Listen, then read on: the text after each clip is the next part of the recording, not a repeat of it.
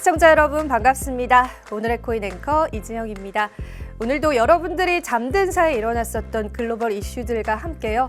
다양한 암호화폐에 관한 이야기 저와 함께 나눠보겠습니다. 정거래일 뉴욕 증시는요. 미국의 CPI 지수가 시장의 예상치를 하회하면서 투자 시장의 분위기가 살아난 모습이었습니다. 보다 자세한 사항 지표로 살펴보겠습니다. 다우존스가 1.63% 상승했고요. 나스닥 지수는 2.8% 상승했습니다. S&P 500 지수 역시도 상승으로 마감을 했고요. 2년물 국채금리는 2%가량의 하락세를 나타냈습니다.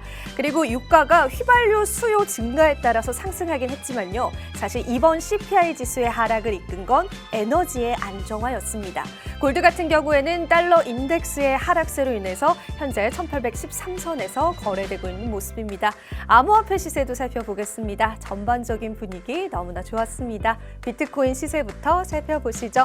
23,900달러에서 거래되고 있습니다. 장중에 24,000달러 선을 터치하기도 했었고요. 이더리움도 큰 급등세를 보여줬습니다. 현재는 1854선에서 거래되고 있습니다. 다른 알트코인들도 살펴보겠습니다. 리플 같은 경우에는 0.5% 상승률 나타내주고 있고요. 에이다 코인 같은 경우에도 상승률을 나타내고 있습니다. 솔라나 역시도 0.09%의 소폭의 하락세를 나타내고 있습니다. 전반적인 암호화폐 시세들 너무나 흐름 좋았습니다. 이어서 오늘의 이슈들도 하나하나 살펴보도록 하겠습니다. 오늘 첫 번째 이슈부터 살펴보시죠. CPI 지표 발표 이후 암호화폐의 시장. 미국의 물가 상승률이 예상보다 낮다는 소식에 암호화폐 시장이요. 1시간 만에 무려 시가총액이 500억 달러 이상 상승했습니다. 이 핀볼드에 따르면요. 미국의 물가 상승세가 둔화됐다라는 소식과 함께 우리 암호화폐 시장의 활기가 찬 모습이 포착이 됐고요.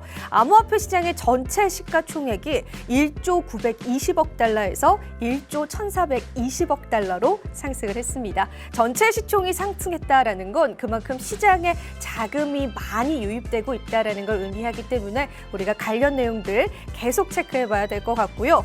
핀볼트는 물가지수 발표 전까지 이 암호화폐 시장이 공포와 불확실 그리고 의심 상태였지만요.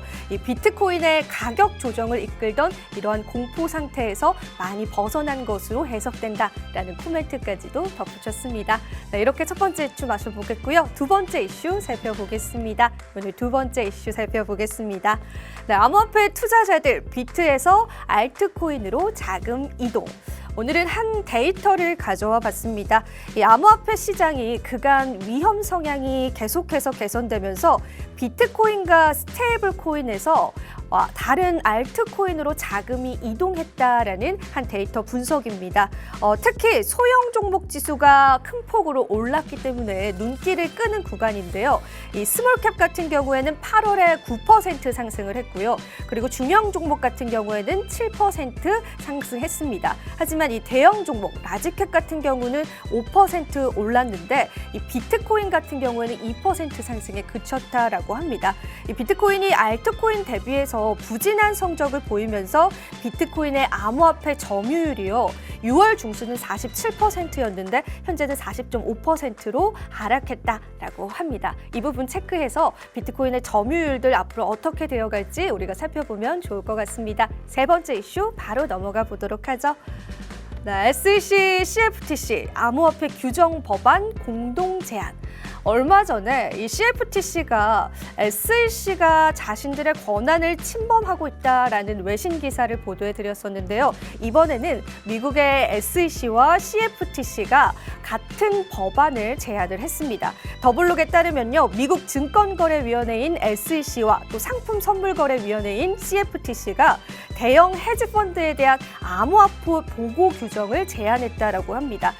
이 제안서가 통과가 되면은 순자산 5억 달러 이상의 헤지펀드는 폼 PF를 제출해야 합니다. 이 폼 PF가 어떤 거냐면요. 지난 2008년 금융위기 당시 이 부실 사모펀드의 문제가 드러나면서 생겨난 비공개 자료입니다. 이 자료 안에는 총 자산 가치, 운용 내역, 대출액 등의 정보가 포함되는데요. 게리 겐슬러 SEC 위원장은 이러한 정보 수집이 대형 헤지펀드의 금융 서비스 비즈니스를 파악하는 데 도움이 될 것이다라고 발언을 했습니다. SEC는 공개 회의를 통해서 폼 PF에 대한 수정안을 검토했고요. 이렇게 결과가 흘러가게 되면은 아무래도 SEC 측에서는 암호화폐를 조금은 위험 자산으로 분류했다라는 분위기로 해석할 수 있을 것 같습니다. 관련 내용들 계속 체크해 보겠습니다. 이어서 마지막 이슈 살펴보겠습니다. 오늘 마지막 이슈입니다. NFT에 관한 이슈입니다. 이더리움 창시자 비탈릭 부테린, NFT 거래 익명화 제시. 이더리움 공동 창업자인 비탈릭 부테린이 스마트 컨트랙트를 활용해서 NFT 거래를 익명화하는 방법을 제시를 했습니다. 이 익명화는요, NFT 소유권을 위한 굉장히 은밀한 주소를 제한한다라고 하는데요. 비탈릭 부테린은 그가 NFT 거래에 프라이버시를 추가하기 위한 로우테크 접근법을 제안했습니다. 부테린에 따르면 스마트 계약 지갑은 발신자가 자신의 주소를 제3자에게 마스킹할 수 있는 방법을 제시한다라고 합니다. 그런데 만약에 이 방법을 사용하게 될 경우에는 송신자들은 5배에서 50배의 요금을 지불할 수 있는 충분한 이더리움을 보유해야 한다라고 합니다. 과연 현실화될 수 있는지 계속해서 NFT 관련 내용 체크해 보겠습니다. 네, 이렇게 해서 오늘의 이슈까지 만나봤고요. 저는 잠시 후에 다시 돌아오겠습니다. 오늘의 코인 가자.